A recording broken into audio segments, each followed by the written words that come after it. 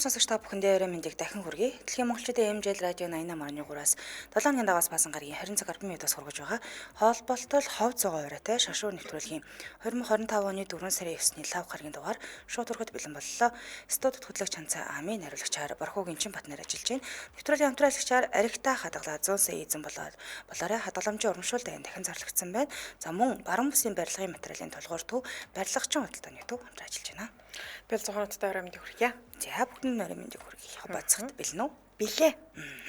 За өнөөдөр танилцуулах алдартай маань Солонгосын алдартай охидын хамтлаг болох Эйс багийн ахлагч Каринагийн тухай ярихаар бэлдсэн байгаа. Тэгээд өмнө нь сонсогч нар маань нэлээд олон алдартууд бичижсэн. Тэгээд энэ Карина гэдэг дуучин мөсгөгийн тухай ярьж өгөөч гэж бас ярьжсэн учраас өнөөдөр захиалгын нахуу Каринаг ярихаар бэлдсэн байна. Тэгээд ярих зүйл бол маш их юм байна. Тэгээд тэр дундаас нь сонсож байгаа их цөөхөн л хэдийн юмыг өнөөдөр ярихаар байна. Тэгээд цаашдаа бол бас ярих юм зөндөл ийм түүхтэй алдартай юм лээ. Түүхтэй байх юм тийм ээ. За тэгвэл би шууд эхлээд яриад эхэлж байна. Өнөөдөр миний танилцуулах байгаа бүсгүй бол за мөн эмэгтэй хүн буюу Паула Жули Абдул гэж бүсгийг танилцуулахаар бэлдлээ. За манайхан одоо шүүгч хийдгээр нь илүү сайн мэдэх юм болоо да. Саймон Коул энтертэй хамтдаа шүүгч хийдэг. Тэр талаар нь их мэдэх болов. Гэтэл энэ хүний чинь мэдэхгүй юм. Ясар олон зүйл байдаг юм байна. За 1962 оны 6 сарын 19-нд төрсөн одоо 62 настай Америкийн дуучин, бүжигчин, бүжиг дэглэгч, дээрээс нь жүжигчин, телевизийн салбарын хүн юм байна. Би бүжиг дэглэгчдийн өнөөдөр л мэдлээ. За тэгээд 18 настайдаа Лос Анжелес Lakers багийн хөгжөөн дэмжигчийн карьераа анх эхлүүлж байсан. За дараа нь болохоор Джексны гэр бүл түүнийг дэглэх хөнийсэн байдаг. Тэгэхээр Джексны гэр бүлийн бүжиг дэглэгч нь байсан юм билээ шүү дээ. Тэгэхээр их лаг бүсгүй бах нэ. За энэ бүсгийн хаан төрсөн бэ гэсэн чинь Калифорни мужийн Сан Фернандо хотод төрсэн. Ерөнхийдөө бол гэр бүлээ еврей хүмүүс гэдэг. Аав нь болохоор Сирийн еврей гаралтай. Тэгээд Сирд бол төрж өссөн байдаг. Тэгээд Бразилд өсөөд Америкийн нэгдсэн улсад орол цагаачлж ингэж очсон юм билээ. Харин ээж нь болохоор еврей өв боломжлолтой төгөлдөр хуурч буюу бас юм урлаггүй хүмүүс байсан. За Абдул Венди хэмээх ихчтэй. За бага наснасаа л ер нь балет, жаз, кран зэрэг бүжгийн хичээлэлж одоо эхэлсэн байдаг. Багтаа маш их хөдөлгөөнтэй охин байсан юм билээ. Хөдөлгөөнтэй сэргэлэн охин байсан гэж одоо ойр тойрныханд дуурсан юм байна. За тэгээд эндээсээ болооч гэдэг юм бүжигт маш их дуртай болсон гэд 8 настайгаас л анх Жен Келлиг харж ихэд биширч өссөн байгаа юм л да. Энэ түүний ирээдүйн бүжгийн карьерийг ер нь бол эхлэн босон гэж хэлж болно. За тэгтээ шууд бүжигчин болоход нь хамгийн том саад нь юу байсан гэдгсэн чинь 152 см өндөр. Оо ер нь тийм байх тий. Маш жижигхэн байсан. Дээрээс нь биеийн жингийн асуудлаас болоод жоохон доторхой сорилтуудад тулгарч исэн буюу хөгжийн дэмжигчдийн багийнхан чинь жоохон турхаа байх гэдэг шүү дээ. Мань хүн болохоор жоохон жинтэй байсан. Шалгуур өндөртэй юм байна тий. Тийм учраас нөгөө нээр дээрээ гаргаад өргөж мөрөхөд хүртэл жоохон хэцүү байгаад байсан. Гэтэл өөрийнхөө хүчин чармаалтаар бол болж чадсан тууштай үргэлжлүүлж чадсан. Ингээд 15 настайдаа Palm Springs-ийн ойролцоох бүжгийн баазд бүр тэтгэлэг авч чадсан. 78 онд болохоор Бангад улс сургууль хэмээх баг төсөөдөө бие даасан кинонд хөгжмийн кинонд хүртэл тоглосон байт юм билээ. Ингээд 80 онд ахлах сургуулаа төгссөн юм л да. Дараа нь болохоор ахлах сургуулаа төгссөнийхаа дараа Калифорнигийн улсын их сургууль өргөн нэвтрүүлгийн чиглэлээр буюу сэтгүүлчээр ингээд суралцж төгссөн. За ингээд 1-р курсын туршид болохоор Лос Анжелес Lakers багийн сагсан бөмбөгийн багийн хөгжөөн дэмжигчд одоо шалгаруулж бас авч юм байна штэ. Тэндээс 700 нэр дэвшигч байсан. 700 нэр дэвшигчдийн дундаас сонгогдоод энэ багийн хөгжийн дэмжигч одоо охтуудын нэг болсон. За тэгээд жилийн дотор энэ багтаа орсныхаа дараа болохоор ахлах бүжиг дэглэгч нь болсон. Тэр багийнхаа. Ингээд 1986 он хүртэл Lakers-ийн охидтой бол энэ багт хамт яваад л байсан гэсэн үг хамт байсан. За тэгээд яаж одоо Майкл Джексны гэр бүлийнхэнтэй холбогдсон гэдгсэн чинь Лос Анжелес Lakers-ийн тоглолтод оролцож байсан юм байна л да. Тэгээд тоглолтод оролцоод ингээд бүжгэлж байхад нь хамтлагийн цөө хэдэн гишүүдийг одоо ер нь тоочглоод ингээ харсан байсан гинэ. За энэ охин гой бүжгэлд юм, энэ охин гой бүжгэлд юм гэдэг ч юм ингээ харж агаад тэгээд хамгийн их таалагдсан нь болохоор Пауло байсан учраас Джексныхоо олж илрүүлсэн буюу санал тавьсан ба. За ингээд хамтдаа дууны клипний бүжгийг хийхээр гарын үсгэнд гэрэлж чадсан байдаг. Абдул болохоор анх Джексныханд хэрхэн бүжиглэхийг заана гэхээс өгтлээ яжсэн гинэ. Тэр ч одоо маш алдартай гэр бүл байгаа гэдэг чинь тий. Яаж ингэж бүжиглэн заана айжснаа дурсаад за мэдхгүй би бүстэй яг тухайн үедээ ухаан санаа орж гараад яг юу хийснээ санахгүй байна гэж ярилцлаганд дурдсан байлээ. За ингээ видеоны бүжиг дэглэлтийн амжилт нь Абдулыг дууны клипний бүжиг дэглэгчээр ер нь бол ажиллахад хүргэсэн байдаг. Тэр дундаа Janet Jackson-тай илүү их хамтарч ажилласан гэсэн. Janet Jackson-ы маш алдартай чи сүүлийн үед миний төлөө юу хийсэн бэ? Муухай би чамайг бодох үед хяналт гэдэг одоо дууны видео бичлэгүүдэд нь бүх бүжиг нь бол дэглэсэн байт юм билээ. Тэгээ Джексны ялалтын аялан тоглолтын бүжиг дэглэгчээр Абдулыг сонгосон нь ер нь бол энэ видеонд маш амжилттай болсонтой холбоотой. Тэгэхээр сайн л одоо бүжиг дэглэгч болсон бол таарч байгаа юм да. За ингээд бүжиг дэлгэцээрээ явж байгаад өөрөө болохоор дуулах их сонирхолтой юм байна л да. Гэтэ шууд ингээд дуулна гэхэд нөгөө өөрөө тийм мэрэгжлийн сургалтын дээр суугааг болгож байгаа асуудалтай байсан. Ингээд 87 онд болохоор Абдул хоригдлуулсан мөнгөө ашиглаад дуу хөгжмийн салбарт хэрэгэл буцалтгүйгээр орхоо шийдсэн ба. Ингээд дуудлаггүй түүнийг болохоор Janet Jackson-тай хамт байсан нас их нөлөөсөн гинэ. Яаж дуулахад бай тий гэрээ яаж байгуултын гэдгээс ахуулаад Janet Jackson-тай хамт A&M Records-ийн маркетинг чиглэлээр ажиллаж байсан Jeb Arup шинээр байгуулагдсан Virgin Records-тай Америката гэрээ байгуулахад тусалж буй ингэж зуучилж өгсөн байна. За хэдийгээр тэрээр чадварлаг бүжигчин байсан, бүжиг дэглэгч байсан ч гэсэндээ огт бэлтгэгдэж байгаагүй дуучин байсан л та. Гэхдээ өөрийгөө хөгжүүлэхийн тулд одоо янз бүрийн дасгалжуулагч, пенсний продюсертэй тулж ингэж ажиллаж байсан хүмүүс. Би яаж дуулвал зүгээр ингээд. За тэгээд энэ JP-ийн хувьд болохоор олон жилийн дараа Абдултай дуу бичлэгийн гэрээ анх байгуулж яснаа дууршихтай болохоор тэр зүгээр л шууд над руу би дуулж чаднаа чи намайг мэдэн нэдтэй би дуулж чадна намайг зүгээр дэмжиж өгөөч би бүр цомог хиймээр байна л гэж зүтгэж хэлсэн. Дуулнаа л гэх. Тэгээд хэлэхэд дууршихтай болохоор Павла манай салбарт байгаа нь талархуу штэ тэр үнэхээр гайхалтай. Тэр студид орж ирээл дуулж чаддаг гэж хэлсэн болохоор бас одоо юу гэх төрөлхийн дуулах авьяастай юм болж байгаа юм л да. Ингээ Абдулын анхны цомог нь студийн цомог нь болохоор Forever Your Girl гэдэг 1988 онд гарсан юм билээ. Тухайн үед бүр түүхэнд их амжилт хамгийн амжилттай дебют цомог болсон байдаг. 64-7 хоногийн дараа Billboard 200 жагсаалтын 1-р байранд бичигдсэн. Тэгээд маш удаан бичигдсэн юм билээ. За мөн анхны цомгийнхаа хамгийн олон сингл дугаараа дээд амжилт тогтоож чадсан байдаг юм байна. Ингээ 91 онд болохоор энэ цомог гарсны дараа жоохон хил ам дагуулсан л та. Яасан гэдэг гэсэн чинь нөгөө нэг цогч ирэх асуудлууд буюу маш олон дуунаас энд эндээс нь салгаж аваад ингээд энэ хийж дууга гаргацсан юм биш үү дээ гэдэг юм байдлаар шүүхэд үргэлжлэлт нэхэмжлэл гаргасан. За тэгээд Тангаратны шүүх болохоор 2 жилийн дараа 1993 онд Абдул болон энэ студийн талд ороод цогч ирэхээ нөхөн төлбөрийг авах нэхэмжлэлийг нь хязгаасан байдаг. Гүй энэ ч одоо дууны эрхийн асуудлыг зөрчөөгүй байна гэж үтсэн байт юм билээ. За ингээд 1991 онд 12 дугаар сард Холливуудын алтрын гудамжинд алидийн нэг өрөө одтой болсон. Тэгээд шүтэн бичрэгчтэй зориулсан тоглолтоо хийх гэж байгаа гэдгийг бас зарласан юм билээ. За тэгээд яасан ингээд гэсэн тоглолт хийгч нөгөө нэг асар их бэлтгэл хийгддэг шүү дээ тий. Бэлтгэл сургалтын үеэр гарсан ослын улмаас аялын тоглолтод цуслах бүр ингээд шахаж исэн буюу өөрөө бас бэртэл авсан. Гэхдээ 1991 оны 10 сард хуваарийн дагуу аялын тоглолт нь эхлээд 92 оны 8 сард дууссан буюу бүтэн 1 жил үргэлжилсэн. Асар том тоглолтыг хийсэн. Тэгээд анхных нь одоо ингээд мэрэгжлийн дуушны маш их амжилттай эхэлчихлээ шүү дээ. Энийхээ дараа Абдул хувийн болон бие махбодынхаа асуудлаа амжилтуулахаар шийдээд карьертаа богино хугацаанд л завсарлага авахар шийдсэн. Нөгөө нэг бэлтгэл хийхдээ авч ясан гэмтлүүд нь сэтэрч эхэлсэн юм бэл. Тэгэхээр жоохон амрья гэж хэлсэн баг. За хамтралчид танилцуулаад өргөжлүүлье. Аригтай хадгалаа 100 сая эзэн болоорой хадгаламжийн урамшуул дайн дахиад зарлагдсан байна. Тэгэхээр та 16.5% хүүтэй өндөр хүүтэйгээр хадгаламжаа нэлгээд сар бүр хосоороо гадаадд аялах нэг хэрэг нэг харилцагч. За тэгээд 1 сая төгрөгийн эзэн 3 харилцагч, 500 мянган төгрөгийн эзэн 5 харилцагч, сүүлийн 4 хооронд харсан бүх харилцагч 50 мянган төгрөгийн эзэн болж болоод аяны хугацаанд доторх нийтдээ нэг 700 гаруй харилцагчтай нэг нь жилийн эцэс супер урамшуул болох 100 сая төгрөгийн эзэн болох нэ. За энэ хүн аян маань 2025 оны 3 сарын 1-ээс 12 сарын 31-ний хооронд үргэлжилнэ. За өнгөрсөн жил болохоор нөгөө 100 саяын эзнэр Сэлэнг аймгийн Малчин ах тодорсон гэсэн шүү дээ. Улаанбаатар хотод орж ирэхдээ ихтлүүрийн эхийн салбарт гэсэн баха хөгжлүүлж явах та. Тэгээд дараа нь алдсан болсон байдаг.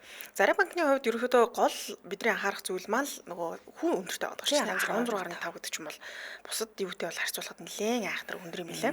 За тэгээд Ариг банкнд 16.5 хүртэлх хүүтэй хадгаламжуудаас сонгон шинээр хадгаламж нийлгсэн, хадгаламжаа сунгасан, хадгаламждаа орлого нэмсэн 50,000 төгрөг тутамд урамшуулын нэг эрх аваад за тэгээд тус урамшуулалт бол ингээ оролцох боломжтой болно гэсэн үг. Тэгэхээр та эртний дархан бол Улаанбаатар хотын салбаруудаар үйлчлүүлээд оролцох боломжтой ах нэ.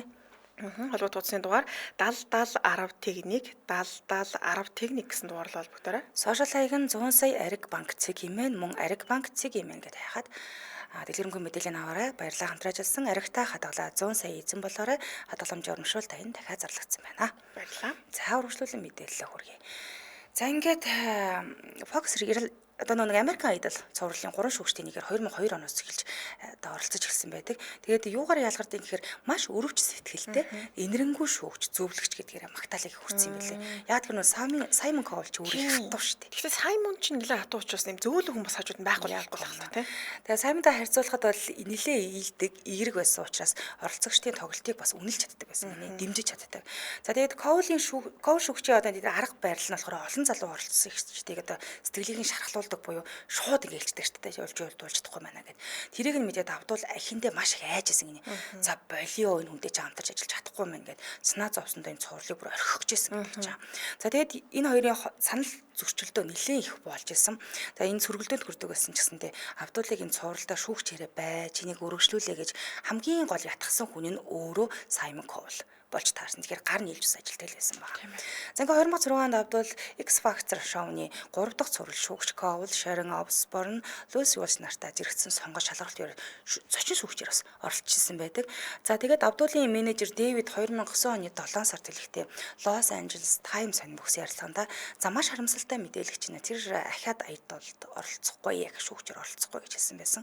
За тэгээд энэ нь болохоор энэ цувралын хооронд гэрээний хилцээрийн асуудал дундаа бас гарч эхэлсэн юм байлээ.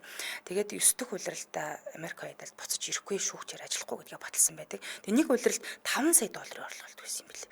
Тэгээд энэ түүнийг эргэж ирүүлэхэд бол 20 сая доллар хайж байна гэсэн мэдээ хүртэл гарсан гинэ. Тэгэхээр одоо мөнгө нэм гэсэн юм уу яасан те ингээд мөнгнөөс болоод гарчлаа гэдэг ойлголтыг өгсөн байсан. Харин энэний дараа тайлбар хийхдээ болохоор би одоо X Factor-аас гарч байгаа тийм Америк Айдалаас гарч байгаа. Гэхдээ энэ мөнгөтэй холбоотой биш ээ. Харин зарчмын дагуу зогсож дараагийн шүүгч орж ирэх ёстой гэж би бодож байна. Нэг хүндээ дагсал болоод байна шүү дээ. Бүр нэлээд олон улирлын турш хийж байгаа шүү дээ. Гэж мэдсэн юм байна. Сэлгэж өөр ажил хиймээрсэн байж магадгүй. За хувийн амьдрал онороо Эмилио Стивис бол алдарч жүжигчин Мартин Шиний хүү. За жүжигчин Чарлз Шиний ах юм байна. Ингээ хосууд 1992 онд анх гэрэлсэн. За тэдний салах болсон хамгийн том шалтгаан нь бол хүүхэдтэй болох асуудал байсан.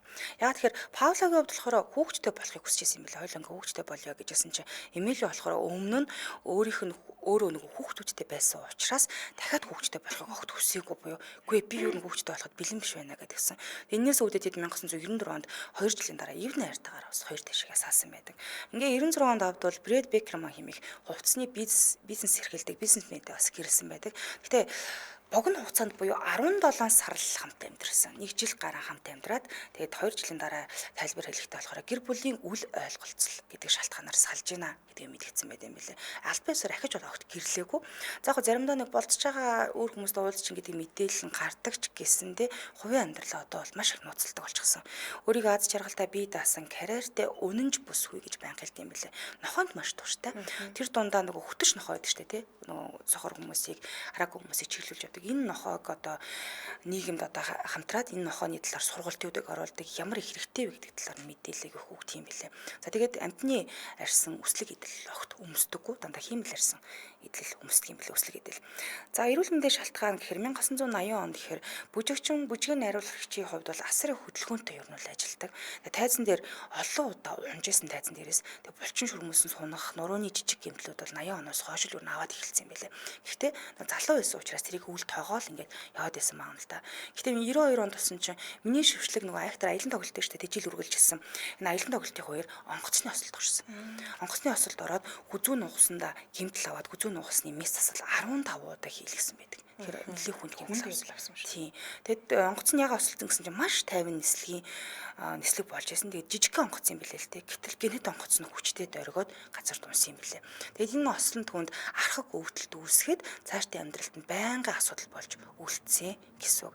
За ингээд өнгөрсөн жилүүдэд болохоор 92 оны хооронд яасан гэхээр нөгөө хит удаа нууцаар мис засалд орж эхэлсэн. Эмнэлэг твцсэн мис засалд орсон. Нөгөө нэг онгоцны ослынх нь мис засалд юу өвдөлтний юус арилаагүй юм билээ л дээ. Нуруу, хүзүү, цээжний зарим хэсэгт багахан нөхөн сэргийх мис засал ерөнхийдөө байнга хийгээд байсан. Ингээд мөнхийн л өвдөлттэй байгаа гэсэн учраас нөгөө өвчин амдаах хүчтэй морфин зэрэг хүчтэй эмүүдийг хэрглэж гисэн маа л да. Нэг айжсэн юм юу гэхээр би энэ нөгөө хүчтэй эмэндээ донтчихъя гэхээс их айдаг байсан. Тэгээ эмийн хэрэглээгээ бууруулах гэж оролцсон ч гэсэндээ тэр актер өвдөлтүүдээ бол тасаж гарч чадахгүйсэн маа.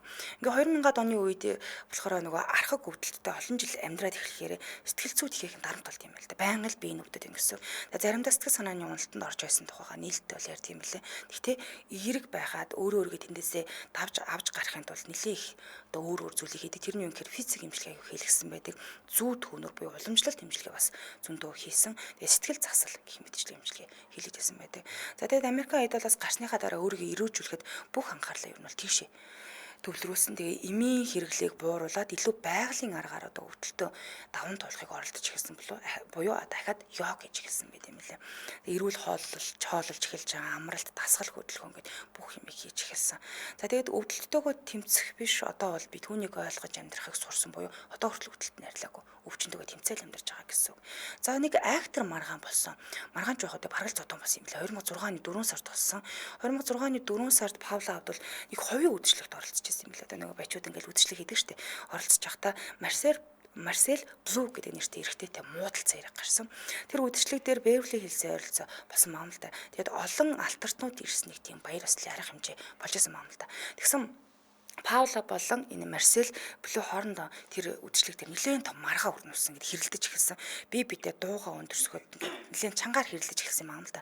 Зарим хүмүүсийн хэлж байгаагаар болохоор тэдний хооронд баг зэрэг түрэмгий байдал ажиглагдсан. Ер нь гар хурж ингэж гэсэн түлхэх ч юм уу те ингэж эхэлсэн. За ингээд тэр маргаанаас гараад ингэ явж байхад Паулагийн хамар нүүрэн дээр нь шарх үүссэн байгаа хүмүүс гарсан байна. Тэгээд тэрийг нь ядаж гарч явж байхад нөгөө нэг гэрэл зурагчд байнгын дагаал явж байгаа шүү дээ. Тэр зургийг нь бас дараад аварсан. Паулагийн төлөөлөгч дараа нь мэдээлэл хийхдээ болохоор тэр шин Паула нэг эрэгтэйтэй үл ойлголцол үүсгэсэн. Өөрийгөө хамгаалах гэж оролцсон. Тэгээд түүний хамарт нь баг зэрэг шарх үүсгэсэн буюу гарнаас нь татж аваад хан мөр үүссэн юм бэлээ энэ залуу. Тэгэд энэ хамрын ингээ гимтээсэн. Ямар юм бэ? Харин тийм одоо тэг согтуул байсан л бэлгүүд л гэж бодсон шүү дээ. Харин цагдаад болохоор албан ёсны гомдол ерөөсө гаргасан гэдэг мэдээлэл байхгүй буй тэгсийг л өнгөрсөн буй Павлач тэр асуудлыг хэвлэлээр дэлгэрүүлэхгүй тэгээд ямар ч тайлбар хэлгүйгээр орсон байдаг. Яг хамар нь бэртсэн боловч гэх тийм актер ноцтой бэртэл аваагүй өнгөрсөн байлээ. За мансууруулах бодис хэрэгэлсэн гэсэн гомдол араас нэлээх гарч ирсэн. Яасан гэдээс 2005-аас 2006 оны үед Павла Абдулыг телевизийн шоу ялангуяа нөгөө Америк айдолд шүүгч хийгээд савж явах үед заримдаа юм учир утгагүй инээгээд ойлгомжгүй ярьд юм байна гэдгийг хүмүүс анзаарч эхэлсэн. Энийний улмаас зарим сэтгүүл хэвлэл түүнийг мансууруулах бодис хэрэгэлдэг. Нэг бол шүүгчгээ сууж байхдаа согтуу суугаад байгаа юм уу та гэж хартаж эхэлсэн байна. За ингээд 2006 оны ихээр Америк айдолын зарим дугаарын дараа үзэгчд болон хэвлэлд Паулагийн байдал өөр байна. Энд чинь нэг хачин байна гэсэн гомдол гараараас гарч ирсэн. За тэгээ зарим хэвлэл болохоор түүний энэ эмийн нөлөөнд орсон байгаа юм биш үү те. Гэх мэтчлэн бичиж эхэлсэн л те. Тэгээд гүнийг бол согтуу байгаа юм биш үү гэж бичиж эхэлсэн. Энэний улмаас энээсээ болоод зарим шүүгч продюсерууд ч гэсэн анхааралтай ажиглаж эхэлсэн байгаа юм л та. Бараг одоо орохт нь үнэрддэг ч юм уу ууц юм уу гэж. За тэгсэн 2007 оны 1 сард Абдулыг хит ярилцлага үеэр түүнийг сандал дээр ингээ эргэлдээл хүн юм ярьж хахад өрөөсөө тоохгүй ингээ эргэлдээд яриаг нь гутаанд оромжилж байгаа үл тоож байгаа дүрс бичлэгүүд интернетээр дахиж дарахад бүүн юм болсон л та. Энэний дараа тайлбар хийсэн. За юусэн гэхээр би хизээч хууль бус мансууруулах бодис хэрэгжилж байгаагүй. Хүмүүс миний архаг өвдөлтөөс үүдсэн зарим эмчилгээний үр дагаврыг буруугаар ойлгоод ах шиг байна. Архаг өвдөлтөө номдоох зориултаа эмчилгээ хийлгэж байгаа нөгөө эмнээс болж байсан. Эм тарианы нөлөөгөөс бол заримдаа ядрах, сулдах шинж тэмдэг илэрдэг гэдэг өвлөн шүрсэн байдаг. За тэгээд яасан гэдгсэн чинь нөгөө жороор болгодог өвдөлт намдаах хүчтэй юм бодисоос болоод тэгээд ийм үйлдэл гаргаад идэв юм л та. Тэгэхээр одоо бие удирдах чадахгүй байсан байна л. Тэргээд нөгөө жороор болгодог сэтгэлс нөлөөлдөг актер хүчтэй одоо өвчин намдах юмнуудаас л болоод байгаа гэсэн. Өвдөлт их байх тусмаа л тэр чинь нөгөө нэг дооц нь нэлийн дэш бол авчиж байгаа шүү дээ. Яг үнэ. За мэдээч хэрэг шүүх хэрэг хууль сахиулах байгууллагын мөрдөн шалгалт хийжээш нэгдэхгүй түүний мансууруулах бодис хэрэгэлсэн гэсэн ямар ч нотлохоо бол гараагүй. Бүх сэжиглүүд зөвхөн хэвлэлийг дэвэргэж хэвлэлийнхний дэвэргэж авсан ховч чиглэлтүүдийн байснаар дууссан. За тэгээд олон жилийн турш нөгөө архаг өвдөлтөд тэмцэж байгаа учраас эмийн үр нөлөөнөөс болж ядарсан анхаарал сарниж байгаа юм харагддаг гэдгийг тайлбарласан байлээ. За 2004 онд актер том бас хийсэн. 2004 оны 12 дугаар сард Абдул Mercedes-Benz машинаар Лос Анжелесийн хурдны замаар шөнөөр явж исэн юм билээ л дээ. Шөнө явж байхдаа игнэ байраа солих гэж байгаад өөр нэг машинтай мөргөлдсөн томоохон ослийсан. Тэнгүүд нөгөө машиных нь жолооч зорчигч хоёр хоёулаа гар утасныхаа камераар машиных нь зургийг аваад номерын зургийг авсан юм билээ. За ингээ Абдултай шууд холбоосон. Ослоос болоод Паула хүзүүндээ гэмтэл аваад нурууны дээд хэсгийн булчингууд нуглан орчим ахаад гэмтсэн. Нөгөө гэмтээц байсан юм уу та. Ослон дараа тэр өдөр эмнэлэгт очиж үзүүлсэн тэгээд яг актер хүнд ноцтой гэмтэл аваагүй гэж үзсэн л дээ. Удаан хугацаанд бол маш их өвдөлтөд бол мэдрэлсэн. За ингээд архаг өвдөлт өмнөх ослуудын гэмтэл дээр нэмэгдээд түүний биеийн байдал илүү их өндөрсөн байдаг. Ингээ 2005 оны 3 сард Абдулд 900 ам долларын торгуул ногдуулаад 24 сарын альбан бусаар тэнцэн харуулах ялгаар шийтгсэн. За мөн нөгөө машинд очирсан хохирол болох 775 ам долларыг төхөндөлөхөөр болсон байдаг юм билээ. За хамгийн том шуугины хүрэгчээд дуусгах юм тэгэхгүй л энэ юу яагаад амжихгүй болчих гээд байна. За 2008 онд нөгөө нэг одоо биш хүчтэн бишрэгч гэх юм уу да нэг юм актер хүн байсан. 2008 оны 11 сарын 11-нд 30 настай Паула Гудспид гэх эмэгтэй Калифорни мужийн Шерман Огст дахь Абдулын Лос Анжелес дахь гэрийн гаднаас машиндаа нас барсан байдалтай олдсон. Тэгээ нас барсан шалтгаан нь харт амих хэтрүүлэх хэрэгсний улмаас амиа хорлсон гэж үзсэн юм байлээ. Тэгээ машинаас нь Абдулын зураг, Паула Абдулын зураг CD-ний хамт жороор олгодог юмыг ингээд бүгдийг нь ууцсан байдалтай ингээд болсон юм байлээ л дээ. За тэгээ 2008 оны 5 сараас ихсэн хэрэг юм байлээ. Паула Абдулыг шаардлагагүйгээр мөрдөөд дарамтлж байсан нэг эмэгтэй хэрэг олон нийтэд ерөнхийдөө ил болсон. Тухайн эмэгтэй Паулатай уулзах, харилцах гэж байнга оролддог. За мөн айдас төрүүлгүүц занал хийсэн зурвас байнга бичиж эхэлсэн маа. Мөрдлөгийн улмаас Паула айж аюулгүй байдлын төлөө арга хэмжээ авах болсон юм аа л да. Тэгээ мөрдлөг хийсэн этгээдэг болохоор Паула Гудспид гэж нэрлэдэг байсан. Тэгээ өөрийгөө болохоор би Паула Абдулын хамгийн том шүтэн бишрэгчээ гэж танилцуулж ирсэн. Ягаад энийг таниад гэсэн чинь Америкийн ойдлын 2005 оны шалгаруултанд оролцож ирсэн юм бэл. Энэ хүн бүр хамгийн амин. За тэгээд тухайн үед нөгөө авиас нь тэнцвэргүй байсан учраас шууд хасагдсан. Энэ явдлын дараа тэрээр Паулатай удаа дараа одоо холбогдох орлого хийгээд гэрийнх нь ойролцоо байнгын байждаг болсон. За тэгээд мөн гэрийн шууд ингээ хайрцаг руу занал хийсэн цагт л илгээж эхэлж байгаа юм л да. За тэгээд Паула Абдулын хувьд болохоор олон удаа цагтаад аюулгүй байдлын гомдол гаргаад тусламж өсөж эхэлсэн ба энэ явдал нөгөө тэгсэн чи яг гэрийнх нь гаднаас амиа орсон байдалтай олцсон нь сэтгэл санааны хувьд маш том цохилт болсон. Тэгээд яг тэр өдөр нь Паула Абдул хэвлэлд дараах мэдээллийг шууд хэлсэн байдаг. Би энэ харамсалтай явдалд маш их гонёглож байна. Миний залбирлуу түүний гэр бүл ойр дотны хүмүүст нь зориулагдаж байна гэж хэлсэн. Тэгээд энэ дараа сэтгэл зүйн тусдал заавч аюулгүй байдлаа улам өндөр түвшинд хамгаалсан байдаг юм байна. Одоо тэгтээ хэдтэй гэлээ? 62 гэсэн шүү тий. Уг нь тэгэд их л мундаг л бүсгүй даанч тэгтээ одоо ямар нэг байдлаар их л эрүүл мэндийн талдаа асуул аваарт их орж ирсэн юм шүү дээ. Тийм одоо онгоцны ослоосоо болоод тэрийгэ дахин сэтрээчээд байна л да. Тэрнээсээ болоод одоо болтол өвчнөдөгөө тэмцэж байгаа. Ер нь бол гүйцэд итгэрээгүй. Тийм байна. За баярлалаа үршүүлэн дараагийн алдарт нь орцгой. За өнөөдрийн танилцуулах алдарт маань Солонгосын алдартай охидын хамтлаг болох Ace багийн ахлагч Каринагийн тухай танилцуулна. За 2000 оны 4 сарын 11-нд төрсэн 24 настай. Гэхдээ одоо 4 сарын 11 гэдэг чинь хэдхэн хоногийн дараа 25 нас хүрэхнэ. За түүний жинхэнэ нэрийг Ю Жимин гэж хэлдэг. BTS-ийн Жимин гэж байдаг шүү дээ. Надаа энэ Жимин гэдэг нэрийг сонсонгууд шууд BTS бодогдсон чинь манай хүн яг жинхэнэ нэр нь Ю Жимин гэдэг нэртэй юм лээ. За дуучин болсон түүхээс нь танилцуулах юм бол 2007 онд бага ангийн сурагч байхдаа тухайн үед бас нэлээд алдартай байсан. Би ч гэсэн 10 жилдээ сонсдог байсан. Girls' Generation гэдэг хамтлагийн Into the New World гэдэг дууны ийм урагшаага өршүүлдэг гэсэн үг байхгүй хөлөө нэлээд өндөр нийтчүүд эсвүүлэн штэ хамтлагийн гişүүд бүх охтууд ингэж цуурлаж. Тэр хөдөлгөөнийг хараад ерөөс эргэл буцалтгүйгээр за би ерөөсөө л дууч болъё алдартан болъё гэж шийдсэн.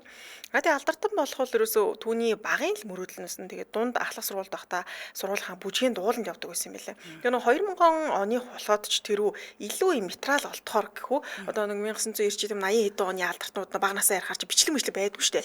2000 онд ч нэг аюулгүй хөдөлгөөс нь утас мац барьчдаг. Би одоо 2003 онд ч нөгөө 33 армаар тавьлаа штэ. Ядаж л уцтай болсон. Ядаж л уцтай болцоос учраас Каринагийн хувьд нөгөө багийнхан дуу тэгээд бүжиглж байгаа тэр бичлэг ч юм уу те зураг хөргүүд нь бол нэлийн ихтэй юм билэ. За тэгээ мөрөөдөл нь алдартан болох байсан учраас ямар нэгэн entertainment-ийн хараанд өртөхийн тулд хундайг ганнаамаар хэрэгэлддэг байсан. Тэгээ хундайч болохоор ер нь ингээ залуучуудын гудамжил хэрэглэгддэг шүү дээ. Тэгэхээр дээрүүд чинь нэлийн ихэвчлэн одоо ямар нэгэн entertainment-ийн одоо менежерчүүд юм уу те ажилтнууд ингээ гудамжинд явж байгаа залуучуудаас одоо жишээ ламыг ч явж байвал ингээ нэрийн хуцаа өгөөд ингээ алдартан болох гэх мэтчлэн ингээ санал тавьдаг гэсэн. Тийм учраас ер нь би алдартан болъё одоо яаж алдартан болох вэ? Ядчил те хундайг аннаамаар эргэлдэж ижил хин нэгний би хараанд туртчих юм л дээ гэж бодоод явдаг болсон. За гэвч жинхэнэ санал нь түүний Instagram хаягт ирсэн байдаг. За тий одоо нөгөө шинэ 90 үе эхэлж байгаа гэдэг шиг Instagram-аар бас алдартнуудыг хайж болдог болсон юм. Ирээдүйн одоо тийм болцсон гэдэг шүү дээ. Ер нь Instaгаар. Тэгэхээр Instaгаа сайн хөгжүүлж харах юм шиг байна. Тэ ер нь алдартан болох хүсэлтэй залуучууд маань. За ингээд тухайн үед алдартай байгууч гэсэндээ бас хөөрхөө олон дагагчтай Instagram хаяг нарсан чинь 5000 гаруй хүн дагдаг гэсэн юм да. Тийм Instagram хаягтай байсан билээ дээ өөрийнхөө зураг хөргүүдийг оруулдаг. За ингээд алдарт SM Entertainment-аас анх чат ирсэн. Тэгээ эрэнгүүт нь лойвч гэж бодсон гэж байна. Яа тэгэхээр ингээд эхлээд шууд ингээд өөрийн чинь зураг хөргийг хараад ингээд нэлээд таалагдлаа. K-pop idol болох бодолтой байгаа юу гэж асуусан. Тэгэхээр та ингээд ямар entertainment-аас холбогдож байгаа юм бэ гэсэн чинь компанийн талаар юу ч хэлэхгүй байгаадсан. Тэгэл одоо шилдэг чатаар те чи их хөөрхөн охин байна те Тэгээ чи одоо алдартай бол бодол байгаа юу гэхээр үгүй ядаж entertainment хэлж бол бас нэг итгэж нэр ууцдаг ч юм уу тийм байхгүй ингээд асуудал учраас эхнийхт нь бол ингээд татгалцсан. За тэгсэн удалгүй яг энэ саналаасаа татгалцсны дараа дахиад энэ SM entertainment-аас холбогдсон гинэ. Чи алдартай бол бодол байгаа юу гэд. Тэгээ энэ удаа дахиад гинж бас адилхан луур ахтаа өөр нь худлаа ахтаа гэдэг ингээд татгалцсан боловч нөгөө талаас нь за уг нь би ингээд хамаагүй зураг хөрөг явуулж болтгүй. Тэгтээ явуулъя гэд өөрийнхөө нэрийн хуудасны зургийг явуулаад за ингээд SM entertainment-д бэлтгэгдэгчээр аль биесээр орсон байдаг. Тэгээ 2020 оны 11 сард Black Mamba хэмээх дугаар дуучны гараагаа энэ Эсба хамтлагийн ахлагчаар эхлүүлсэн. Тэгээ хамтлагийнхаа ахлагч учраас гишүүдтэй маш их анхаарал халамж тавьдаг. Ер нь их тийм лидершиптэй бүсгүй юм болов гэж бодсон шүү дээ.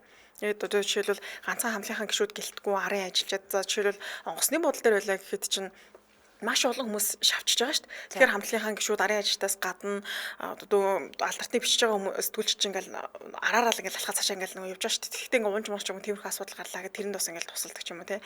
95 хүмүүсийг бас их тийм халамжилдаг ийм зан чанартай байна. За дараагийн баримтанд 4-р үеийн айдлуудын төлөөлөл болсон бүсгүй. За одоо нөгөө K-pop айдлууд чинь үе үеэрээ явчихж байгаа шүү дээ. 1-р үе чинь 1990 оны дундаас 2000 он чинь 1-р үе юм. За тэгээ 2-р үе нь болохоор 2000 оны дундаас 2010 оны ихэнх чинь 2-р үе. За 3-р үе нь болохоор 2010-аас 2020 оны ихэнх 4-р үе нь 2020 оны ихээс одоо хүртэл үргэлжлэж байгаа гэсэн. Тэгэхээр нөгөө алдартнууд одоо хамтлаг байлаа гэхэд би одоо 1-р үеийн төлөөлөл ч гэдэг юм тэр маань 3-р үеийн төлөөлөл дуучин гэж ийм мэтчлээ ярьдаг. Эсбагийн Каринагийн хувьд бол 4-р үеийн төлөөлөл болсон ийм алдартай дуучин бүсгүй 2020 оны 11 сард урлагийн гараа эхлүүлсэн шүү дээ. За тийм мэдээж Эсба хамтлагаас гадна маш олон алдартай хамтлагууд байгаа ч гэсэндээ 4-р үеийн айдлууд дундаас ер нь бүр топт ордог. Маш дээгүүр ордог юм лээ.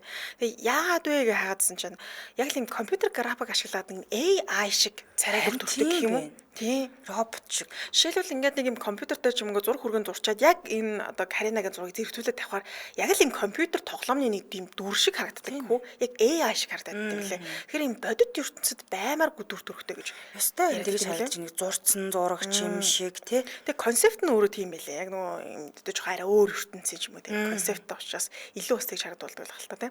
За тэгээ дээрэс нь багасаа л их хөөрхөн байсан. Тэгээ нөгөө багахасаа л их олон зураг хүргэх ахвалдаг ус учраас юу гэдэг гой сахны хагалгаа хийлгэсэн юм уу тиймэрхүү шууган баг байхгүй яа тэгэхээр нотлох баримтууд ихтэй шүү дээ бүр хар багаас нэхлээд 10 жилийн тий би өнөөдөр нөгөө зургуудыг үзсэн чинь бүр үнэхээр үзээд дуусгаргүй их зурагтай байлаа 10 жилийн зураг нь тий 10 жилийн зураг формтой зураг зүгээр энгийн зурч гэлөө ингээд хаагаа тэр зургуудыг ингэж нийлүүлээд нээвэр дээр оруулсан байлаа тэгэхээр тэр зургуудыг хараад яг одоогийн дүр төрх бол угаасаа хэврэлээ л дээ. За бас нэг баримт гэх юм бол нөгөө тун жижигхэн толгойтой царайтай гэхүү. Солонгосчууд ч ер нь тий толгой одоо нүүрч юм жижигхэн байх тусмаа хөөрхөн гэж үздэг. Тэгээ яг нэг улс орн болгоны стандарт арай өөр шүү дээ. Хятад бол маш юм одоо цав цагаан царайтай юм V line-тэй эмэгтэйчүүд хөөрхөн харагдаг гэдэг бол солонгосчуудын хувьд царай нь жижигхэн байх тусмаа тий ер нь л толгой нь ингээ жижигхэн бүхэлдээ жижигхэн байх тусмаа хөөрхөн гэж дүгнээд идэм байлээ. Тэгвэл энэ стандартад Карина маш төгс таардаг. Гэтэ өөрөөр нь хэлж агаар удам их гэж байгаа. Их ч бас адилхан гинэ. За. Өөртөө яг ижлэхэн тэгээд бага ахт бол энэ одоо юу гэдэг жижигхэн царайнасаа болоод их гоочлуулдаг байсан гинэ. Жишээлбэл ингээл өөжи нэг анааш шиг харагддаг марагддаг ч гэдэм нэ урт үзүүтэй жижигхэн толгойтой болохоор тэр санагддаг байсан юм уу хилдэг байсан дээ яг одоо бол тэгэл баг бүх хүний л хит болчихлоо тий давуу тал нь бол хүн болгонд иймэрхүү харагдахыг хүсдэг болсон байна шүү дээ. За хоёлаа хамтраач танилцуулъя.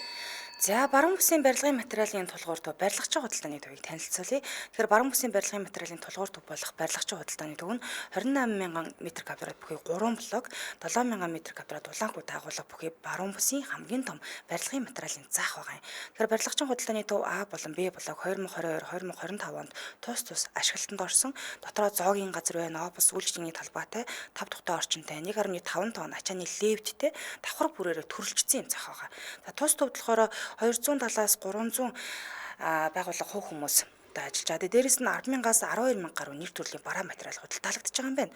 Төгжрөлгүй автомашины дугаар болон цагийг хязгаарлалтгүй бүсээс өссөн бүх материалаа нэг дөрөөс нь авах боломжтой. Тийм давуу тал гэх юм бол ашигтай барилал биш тий 5 тухтай орчин хүрэлцээтэй агуулгатай байна автомашины хүртээмжтэй зогсоол борлуулалт сайтай үнц нь үргэлжлээд бас өсөх боломжтой. Тэгээ том амрын машины цагийн одоо хязгааргүй тийм ээ мөн дугаарлалтын хязгааргүй тэгээ баруун 15 аймаг руу шууд нийлэх замтай Улаанбаатар хотод баригдаж байгаа одоо төслүүдтэй хойр, үндсэн, хийц болон бусад бүх барилгын материалыг нэг дороос авах боломжтой гэдгээр маш тундаа баталтай байна. Яг үнэ. Одоо 27 цаг ирсэн нөгөө барилгын эд үйлрэлж эхэлчихлээ шүү дээ. Тэгэхээр нэг газараас бүүнд нь авчвал амар юм байна. Хаяг байршлууд Улаанбаатар хот Баянгол дүүрэг 20 дугаар хороо Сонсголонгийн замд барилгачин худалдааны төв гээд байгаа. Холоод хуудасны дугаар 77 66 22 77 77 66 22 77 гэсэн дугаарлал холбогдорой. Сошиал хаяг нь барилгачин цэг юм байна. Барилгачин худалдааны төв гээд ахаар гараад ирэх нэ. Барилга хамтраж илсэн баруун бүсийн барилгын материалын тулгуур төв барилгачин худалдааны төв байлаа. Баярлалаа. За үргэлжлүүлэн дараагийн мэдээлэл хүргэе. Хаяа ус хүн хэмжээ халтуурдахгүй байна тий.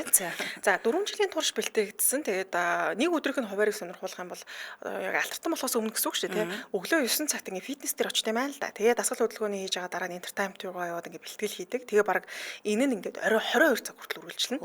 Тэгээ 22 цаг тарахтаа бас ингээд шуудхан тарчихгүй тарахаас өмнө тухайн өдрөд юу хийснгийг ингэж тэмдэглэж үлдээдэг.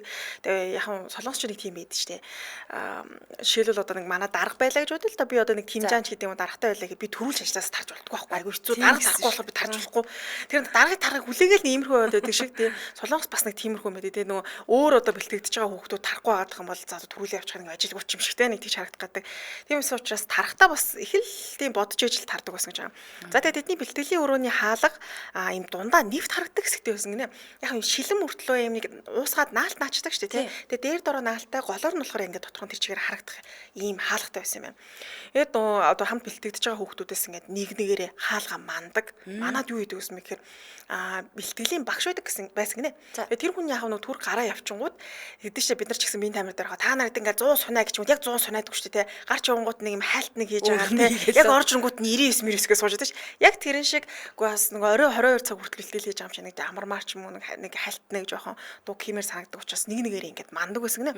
Тэгээ манч ингэж тойрж агаад яг нэг жоохон амардаг амс хийдэг. Тэгээ дээрэс нь нөгөө заавал одоо тийм маш удаан бэлтгэл хийж байгаа учраас тийм хөлрөөд тэг хөлс möс бас гарцсан байх хэрэгтэй болчиход байдаг. Гэтэл яг ингээд тасралтгүй хийх гэхээр ядраад байдаг учраас аргалдаг байсан гэнэ жишээлбэл ингээ өөрөө жоохон ус цаад албаар хөлс гарахт хөстэй болцсон юм шигтэй болгодог. Эсвэл нөгөө одоо нэг халаалтаа нилээн дээшээ одоо нэмж агаад тэгээд тэр одоо бэлтгэлийн өрөө 3 тойрчдөг гэсэн гэнэ. Тэр хөлс нь гарна да. Тэгэхээр ч хөлс гарчиж тийм айхтар удаан тэр дасгал хөдөлгөөний бэлтгэл хийхгүйгээр нэг тэг жоохон халаад гэх юм халууцаад хөлс гарах байдлаар ингэж аргалдаг байсан гэж байна. Тэгэл яг багш орж ирэнгүүтэлтэй бүгдээр ингээл яа идүүлээ сайста урж таслаа хаста бужигнууллаа гэл тэ.